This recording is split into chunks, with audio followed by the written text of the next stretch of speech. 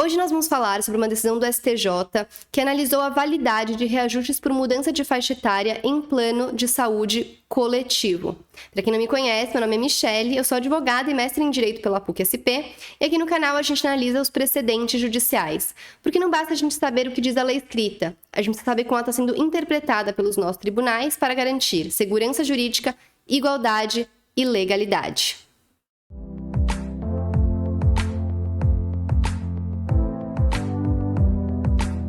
Como eu sempre falo que aqui no canal, o objetivo é te dar autonomia para que você também consiga abrir uma decisão judicial e interpretá-la por conta própria, é isso que a gente vai fazer aqui junto agora. Mas antes, não esqueça de se inscrever no canal e dar o seu like nesse vídeo. Bom, então vamos lá. Como eu falei no começo desse vídeo, a questão que foi julgada pelo STJ aqui foi a validade de cláusula contratual de plano de saúde coletivo que prevê reajuste por faixa etária.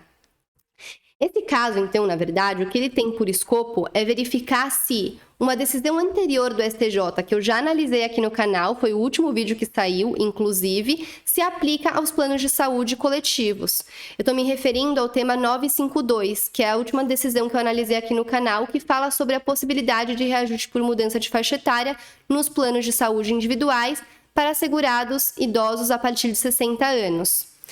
Então, nessa decisão anterior que eu já analisei aqui no canal e que eu recomendo que antes de assistir o vídeo de hoje, você vai lá e assista, eu vou deixar inclusive o link dela na descrição aqui do vídeo, o STJ entendeu que os reajustes por mudança de faixa etária eles são válidos desde que exista expressa previsão contratual, esses reajustes não sejam em percentuais abusivos e que onerem excessivamente o consumidor e respeitem aos limites previstos pelos órgãos reguladores, nas resoluções desses órgãos reguladores, como é o caso da Agência Nacional de Saúde. Só que esse caso se limitou aos planos de saúde individuais, que são diferentes dos planos de saúde coletivos. Os planos individuais são os planos firmados com pessoa física. Os planos coletivos são os planos firmados com empresas e os planos empresariais e os planos coletivos por adesão. Então, nesse caso, basicamente o que vai ser definido é se essa decisão anterior se aplica também aos planos de saúde coletivos, porque o STJ está pegando e falando assim, olha, esse caso é praticamente idêntico ao anterior. A única diferença é que aquele que a gente entendeu, que a gente definiu sobre as possibilidades de reajuste por faixa etária, a única diferença é que aquele é individual e esse daqui, os planos de saúde são coletivos. Inclusive, aqui ele vai delimitar a controvérsia para falar que esses planos coletivos são os planos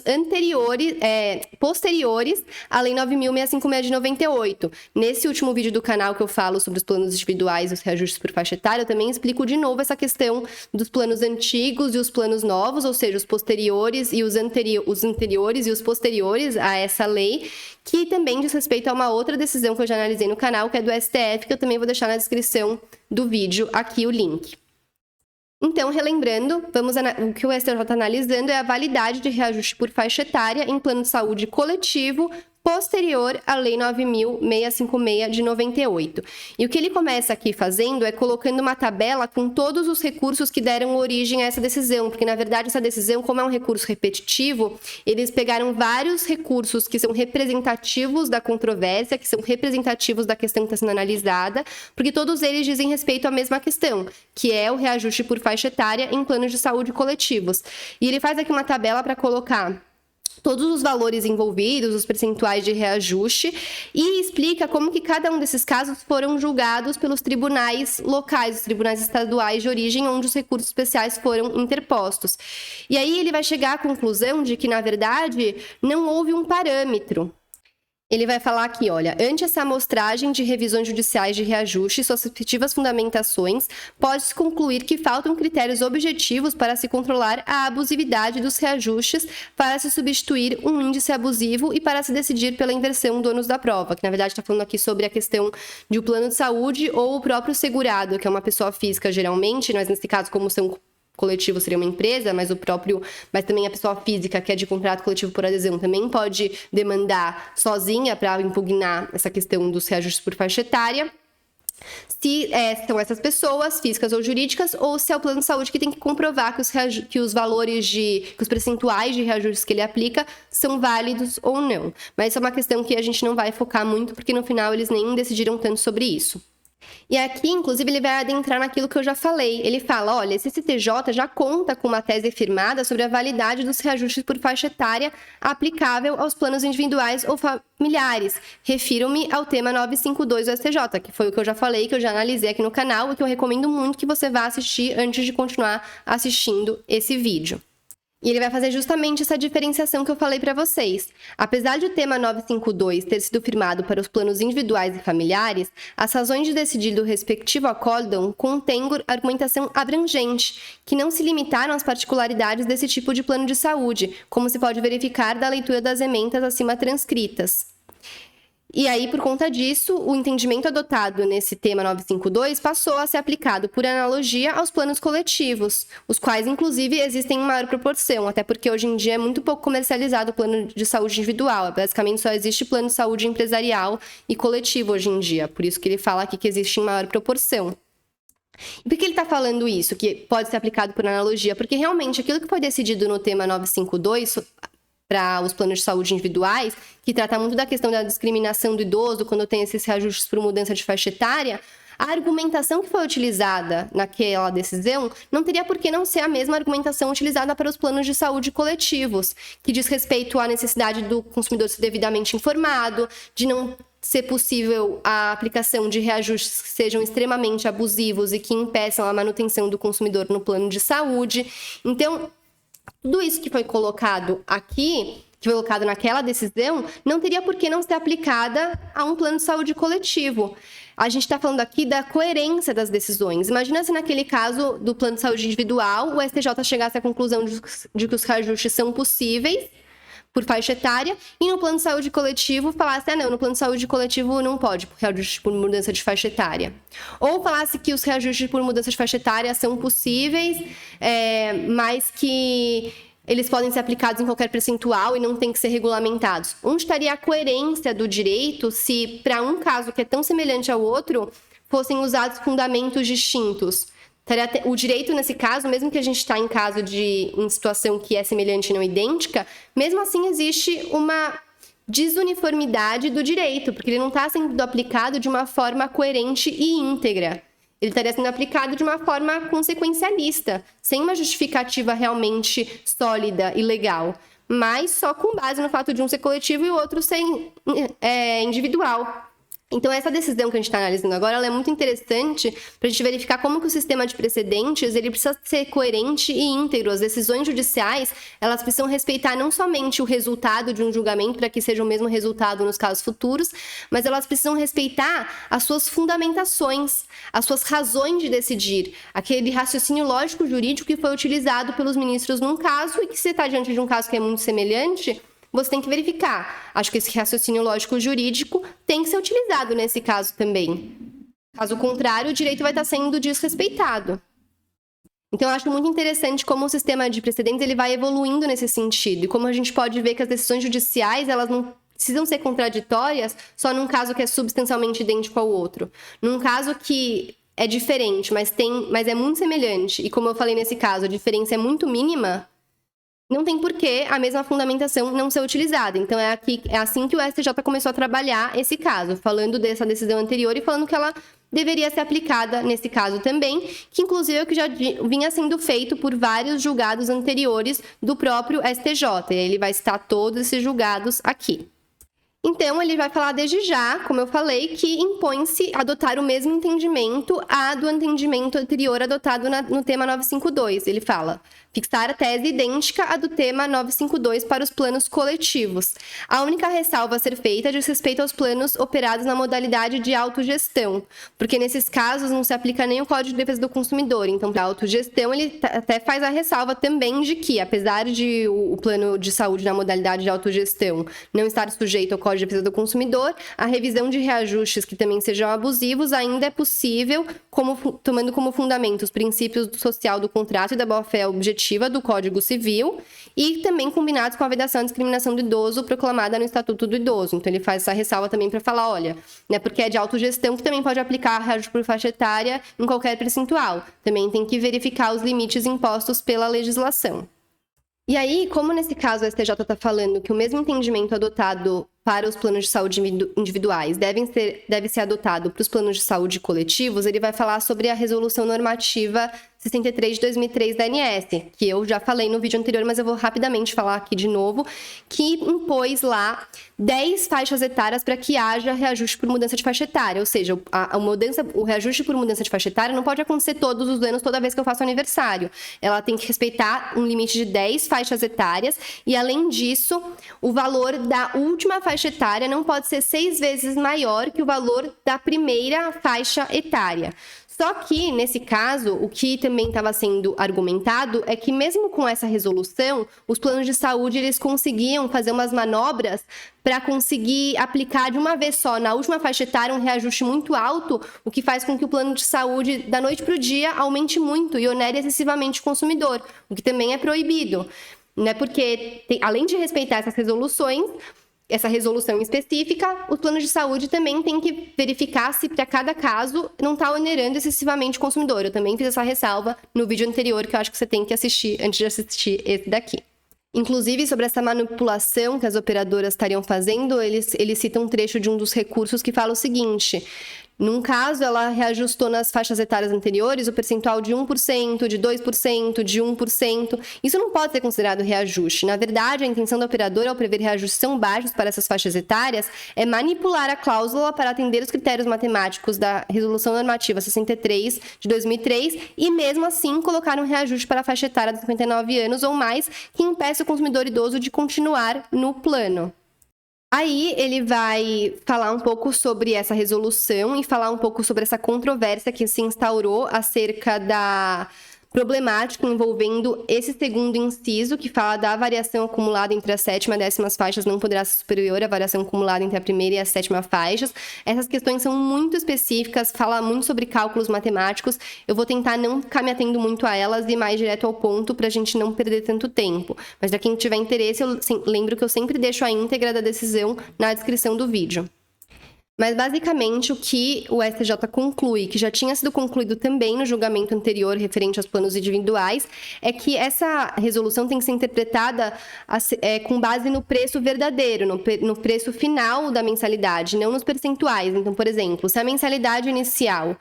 de um adolescente é de R$100, então a primeira faixa etária é de R$100, o valor da última faixa etária não pode exceder R$600, que é 6 vezes o montante desse piso. A questão que eu também coloco um ponto para a gente refletir é: mas será que ele está levando em consideração aqui também os reajustes anuais que são praticados? Se a gente for levar em consideração os reajustes anuais, só com os reajustes anuais, esse valor aqui já supera essas 6 vezes. Então, será que o fato de prever que um valor não pode superar 6 vezes o primeiro vai impedir que sejam aplicados reajustes anuais nos planos de saúde? É um ponto a ser pensado e que não foi pensado nesse caso e que eu acho que devia ser começado a ser considerado, porque muitas vezes, como eu falei no vídeo anterior,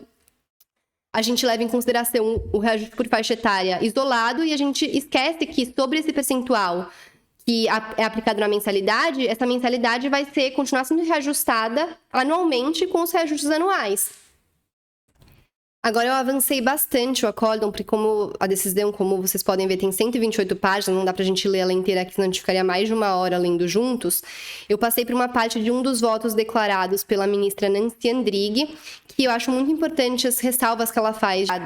Então, ela coloca aqui, olha, esse sentimento de empatia que estimula a adesão ao contrato de plano de saúde e a manutenção do vínculo pelos mais jovens, evidentemente, tende a ruir no momento em que se verifica que, a despeito dos vários anos de contribuição, eles não terão condições financeiras de se manter como beneficiários na própria velhice.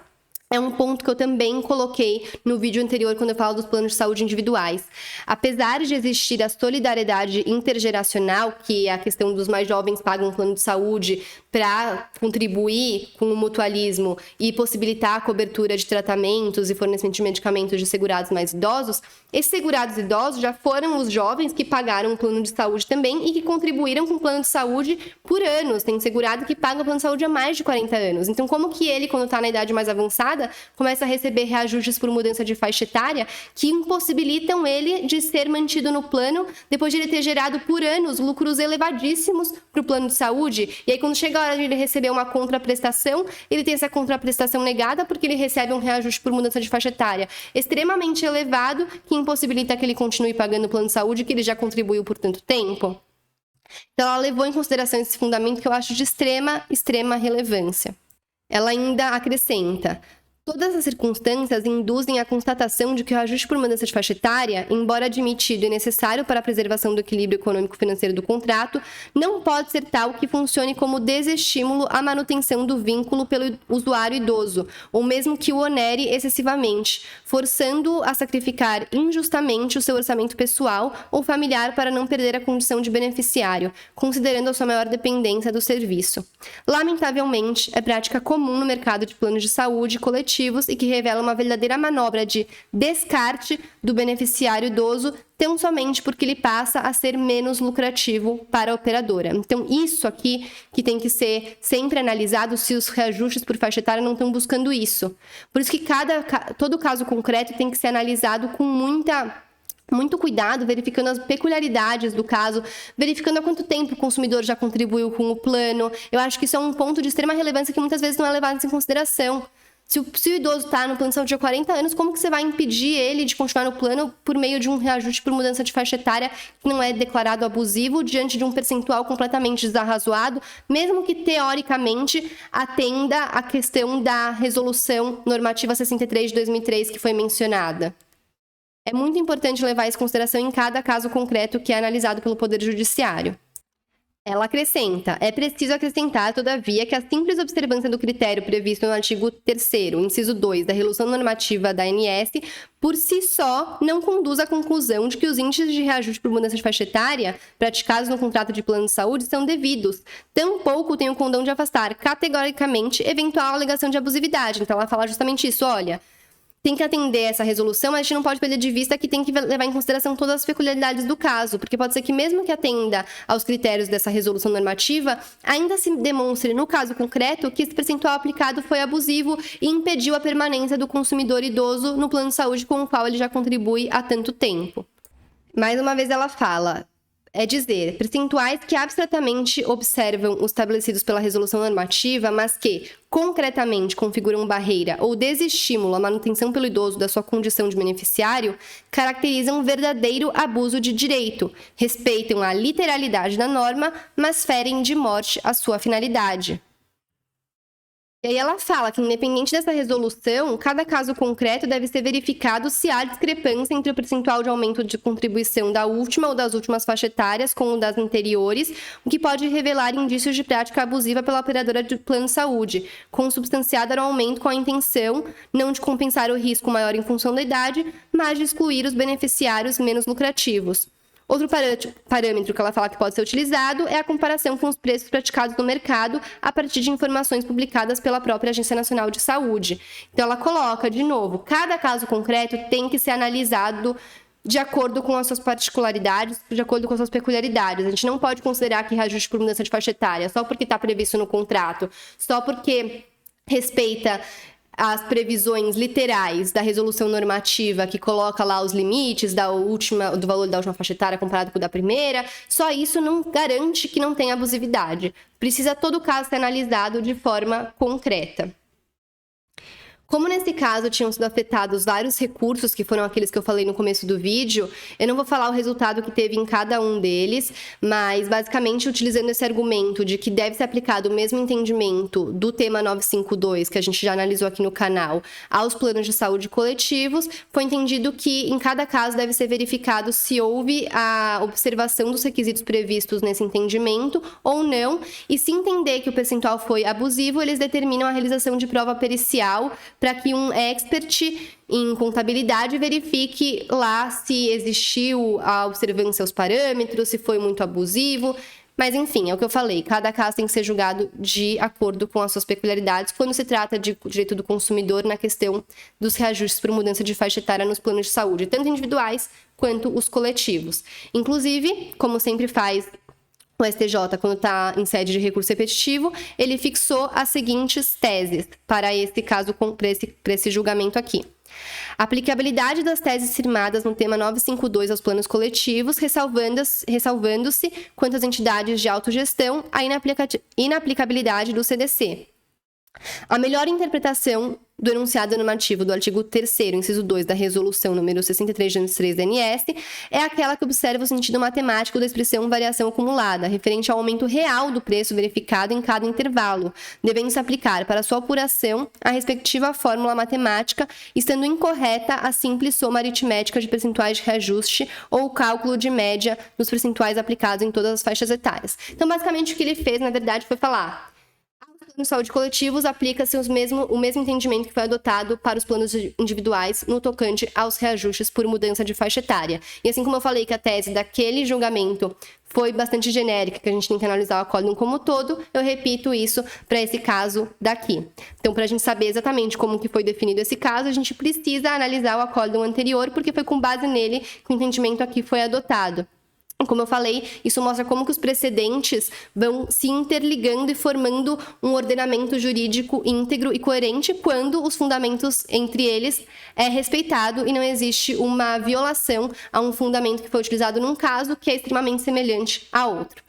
Então, por hoje é isso. Como é um caso bastante complexo, eu de novo falo, não deixem de deixar aqui suas dúvidas, comentários, críticas, reflexões, para que eu possa ver o que vocês estão pensando, entender quais são suas dúvidas, para também aprimorar os próximos vídeos. E, de novo, não se esqueça de se inscrever aqui no canal e dar o seu like. Até breve!